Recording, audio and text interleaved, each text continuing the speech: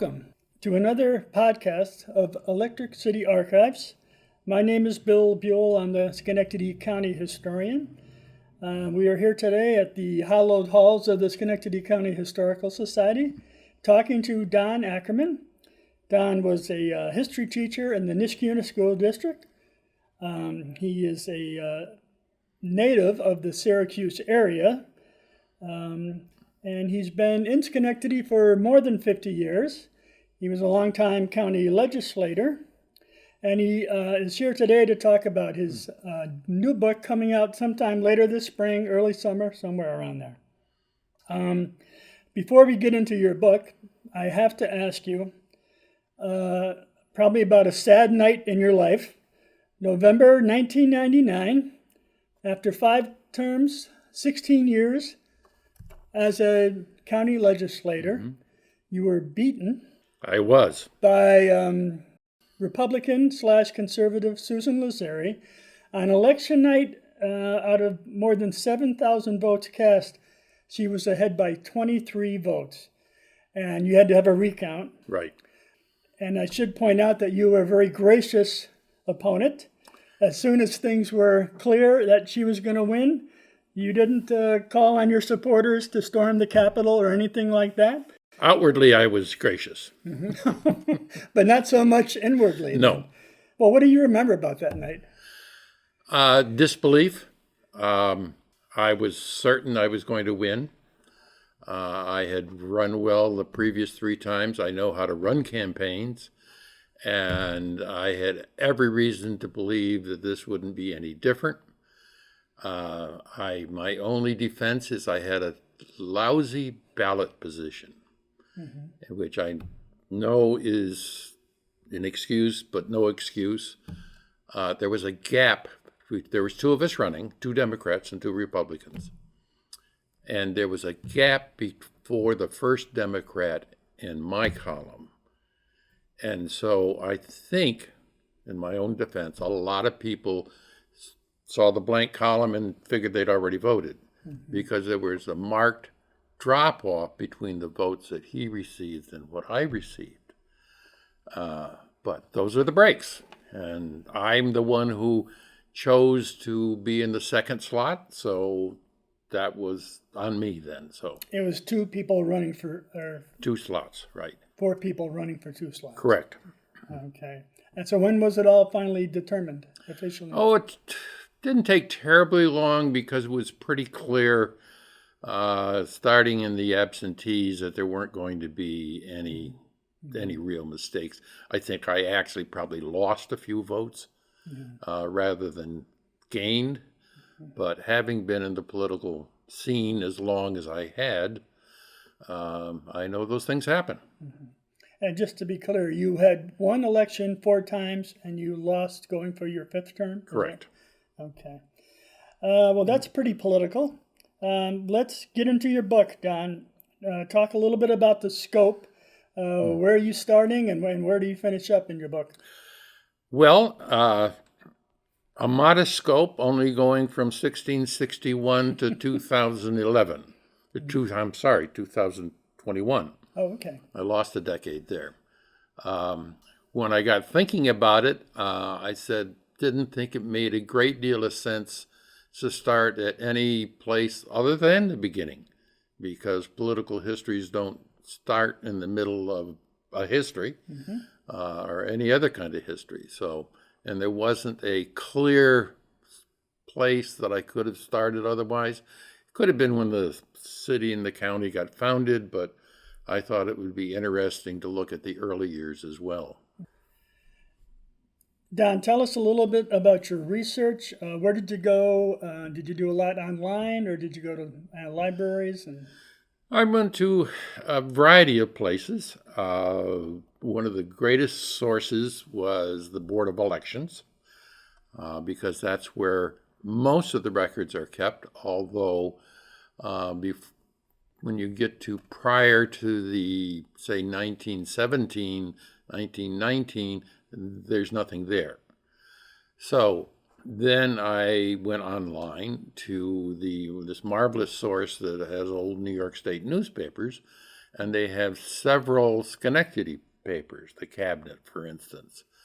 And they were great sources of information. They don't publish every day, but I figured out after a while when the elections were held in Schenectady, the city of Schenectady, they were held in the spring.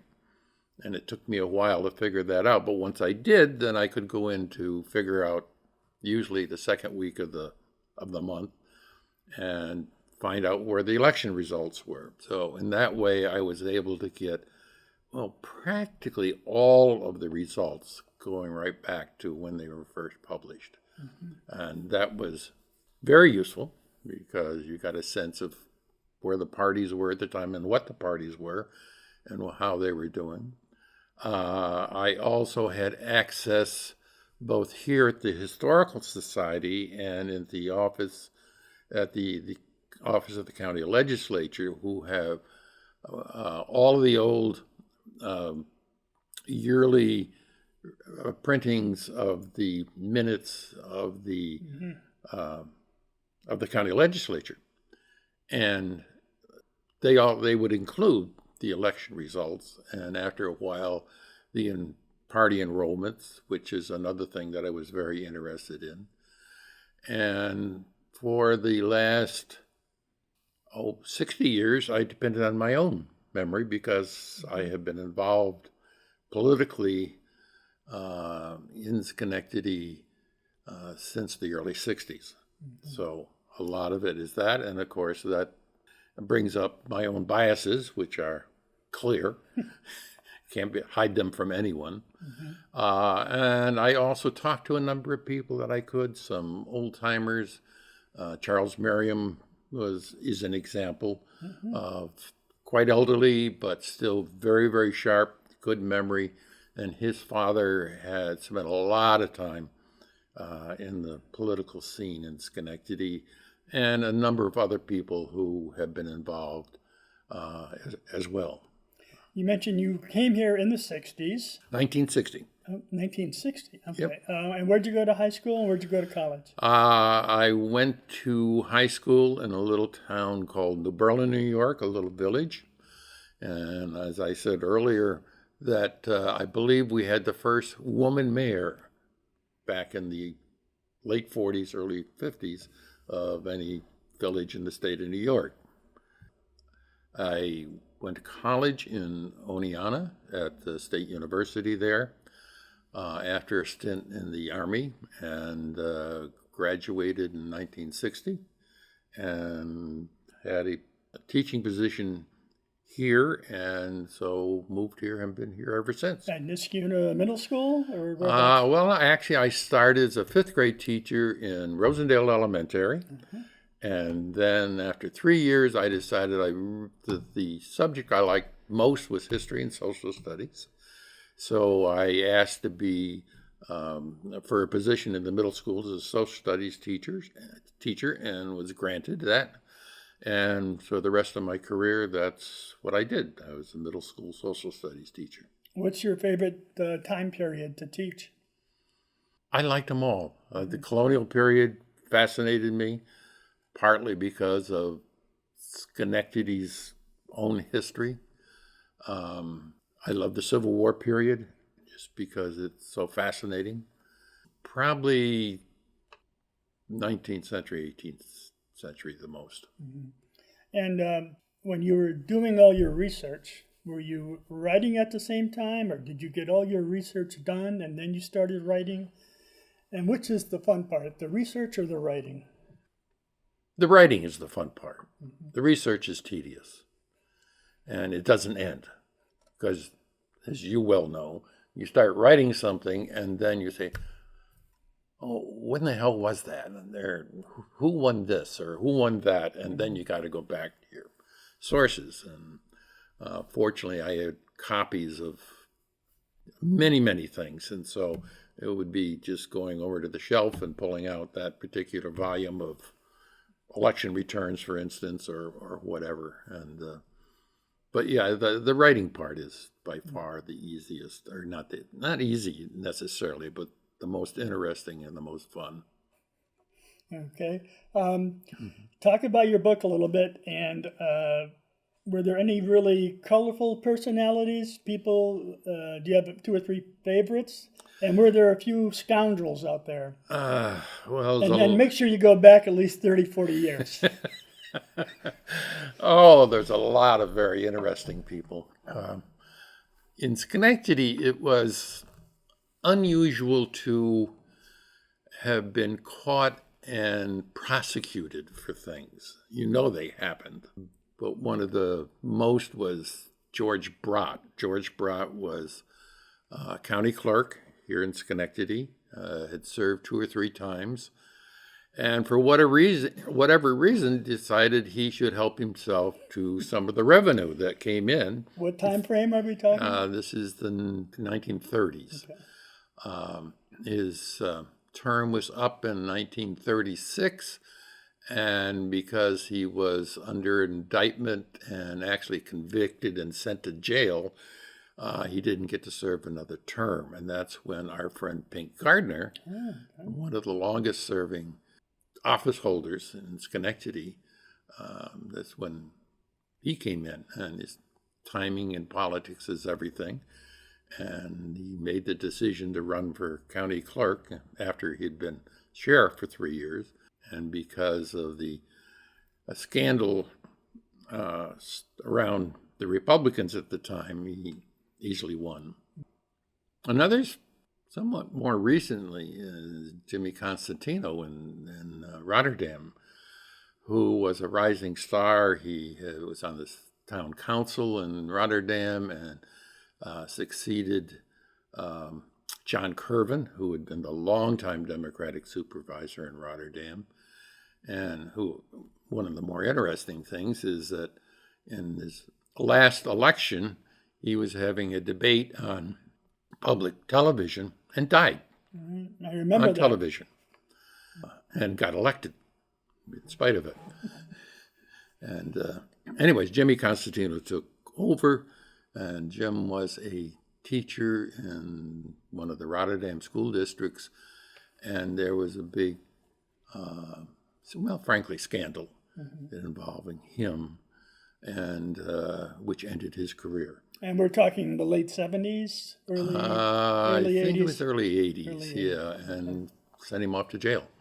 So those are the two most prominent scandals. There's all kinds of others that were probably swept under the rug, and you can sense maybe something was happening, and things go on. And one perfect example of that was after the Democrats took over the city council in 1975, they brought in a whole new bunch of their own people, one of whom was Mrs. K. Ackerman over there as city clerk.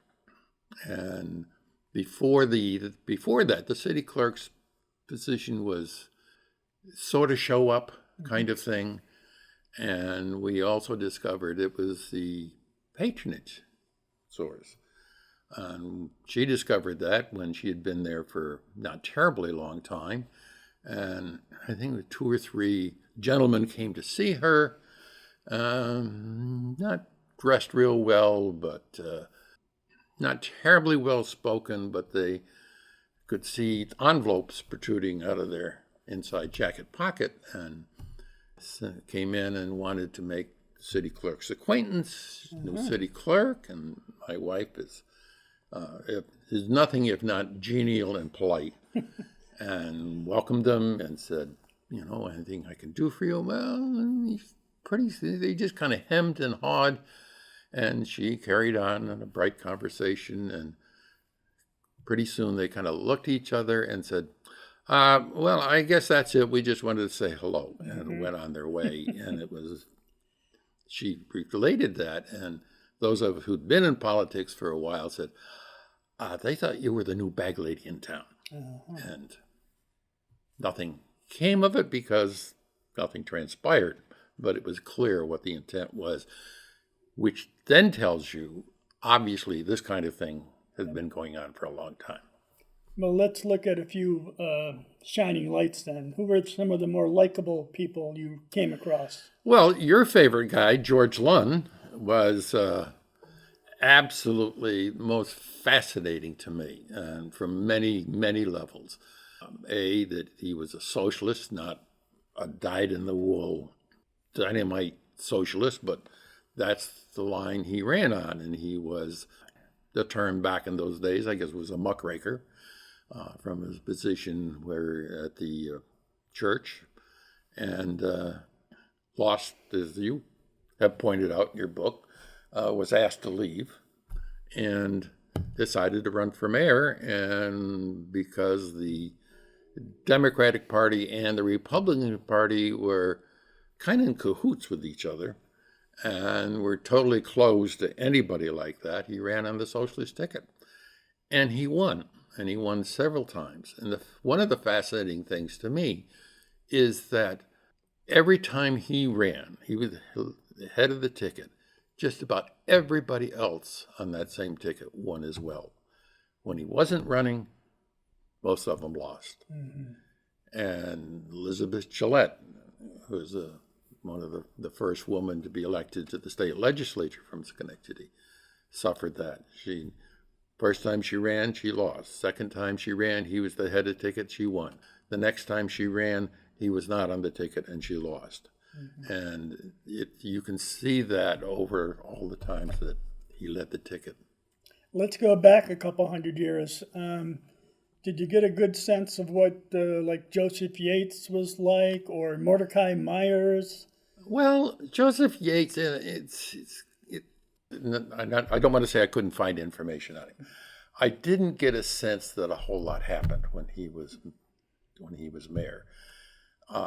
In his time as governor, didn't seem to be the most illuminating one. Mm-hmm. And as a matter of fact, he got pushed out, as you know. Mordecai Myers is fascinating because the first person of the Jewish religion was elected. This is just prior to the Civil War, I believe. Right? I believe so. Got elected 2 different times. Mm-hmm. And there's the gap, I don't know, maybe 6 or 8 years between those. And I've not found, well, I didn't really dig deeply, frankly. Mm-hmm. But for someone who is Jewish in the 1800s to be elected to office, I thought was pretty remarkable in a place like Schenectady. Mm-hmm. He was fascinating. Dave Roberts was a fascinating person. Who didn't quite become mayor. He didn't quite become mayor, but he was probably one of the people that could be given, if you will, credit or blame for the rise of the Democrats in Schenectady. He put together he got himself elected to the city council, then put together a team of people to take over the city government. And himself as the candidate for mayor, he was already on the city council, and 3 members for the city council, Joe Notar, Howard Carpenter, and Karen Johnson, future mayor, future county legislator. And it was a campaign like Schenectady had never seen before. I mean, it was, we had, when I say we, I was very involved with it, put it that way. In what year are we talking? 1975. And we did a sort of an old-fashioned campaign in that we had a trailer that we hauled around the city with loudspeakers playing music and candidates running up and down both sides of the street with advanced people going ahead of them, ringing doorbells, and then just doing follow-up mail and follow-up phone calls. And 2 of our candidates won decisively. The third candidate won for the council, won after a recount. Initially thought Howard Carpenter had lost, and after a recount, they discovered he had won. And with Roberts already on the council, and there was actually one other Democrat on the council, Erwin Shapiro, and that gave Democrats control of the council. And they never have not relinquished it since. That leads into my next question. So we're Democrat now, and we have been for a while. And then before 75, we were Republican. How often do you see these major shifts? Hardly ever. When I'd say since the Civil War, Schenectady had basically been a Republican community, as was most of upstate New York. There were a couple of times when Democrats got elected to things. I think there was a time in 1960s that they actually had a majority on the board of what was then the Board of Supervisors. But other than that, it's pretty much Republican city and definitely Republican towns for the most part. Mm-hmm. Yep, that's interesting. Let me ask you about the county manager form of government with a small mayor and our current form, which is the strong mayor. Right. That's gone back and forth a couple of times over the years. It has. I think it was the 1930s, the Citizens League, after losing a referendum in the 1920s for a city manager form of government, were able to get it passed in, I think it's 1935, 37, somewhere in there.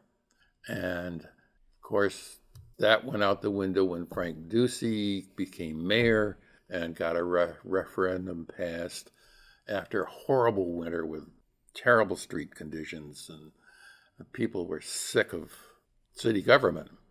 And he was able to get that passed, and so then we went back to a strong mayor form of government. The county has been county manager form of government ever since the Board of Representatives came in 1967. Before that, it was an elected position? You ran for county? No, it was run by the Board of Supervisors, and they had department heads. Oh, But there was no county head executive thing. Do you have an opinion on what works better? Well, a manager form of government only works on a nonpartisan basis if the particular legislature allows it to work in a nonpartisan basis.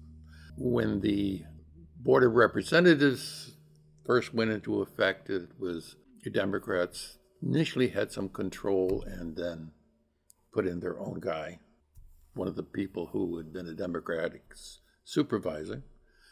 And when the Republicans took it over shortly after that, they put in their own person.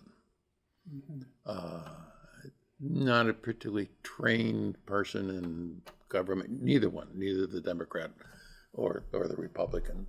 And in the city, you had a very similar situation.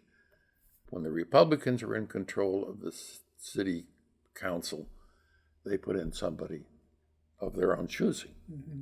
Obviously somebody they could work with, someone who, well, again, frankly, would do what he's told. When the Democrats took over, they put in their own person for city manager. And again, somebody they could work with and somebody who would do as he was told. And that involved, well, whatever the ruling body wanted to keep control of, whether it was hiring, whether it was purchasing, or whatever. Now, having said that, a well-trained county manager or city manager can make a huge difference because they have the education in municipal government to do that. Probably a classic example was Bob McAvoy, who was county manager in Schenectady for both Republican times and Democratic times. And Bob was a classic county manager, and he knew what good government was and how to manage. At the same time, he knew he had to keep his county legislature happy. And so, as a county representative, if you were to go to him and say, Bob, could you do something on this? And lo and behold, something could get done. Nothing illegal, but it still had political persuasions to it. Does the county legislature kind of fly under the radar of most people, you think? Oh, God, yes. Yeah, why is that? Everybody knows the city council and the mayor, but Well, Who are our it's the county- press's fault. Those people at the Gazette. Well, we could have done a better job. No, it's the county government doesn't deal with sexy stuff. They deal with nursing homes, they deal with social services, they deal with roads, but not to the degree that, and concerns that the city does. I mean, the city residents, because they're crowded in together, have much more concern over what's happening in their little locality. And they don't look at the county as somebody who's going to help them with that. It's going to be the city. And also, over the years, the city council has been much more argumentative. Back in the 60s and the 70s, they usually referred to Monday nights as the fights at City Hall, Monday night fights. And people would, once they were televised, would tune in just to watch them argue and holler at each other, which unfortunately happened a lot. But there's no question that the city gets much more attention, and in the towns as well. The people living in towns look to their town government to deal with whatever problem it is, even if it's a county problem. They'll say, well, you're my supervisor, or you're my councilman, deal with it for me. So It sounds like you're going to have a big book, Don. frankly, I don't know. It's not going to be that big. I mean, I'm trying to be careful about not going on at great length about too many things. I've already said, oh, I ought to include this. And no, I put in a lot of already. So I think I finished yesterday doing the last chapter. I got to go back and look at it again. And Kay, who does a lot of my reviewing, will tell me that, oh, you repeated yourself here, or you've done this, or you've done that.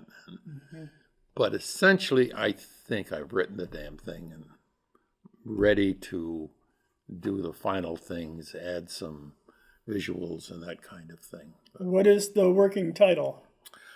The history of politics in Schenectady and its government. Okay. That's the working title. And when do we think it will be out? I think May or June. May or June. I hope. Okay. Don Ackerman, thank you very much for spending some time with us today. It's been a delight. Thanks for having me.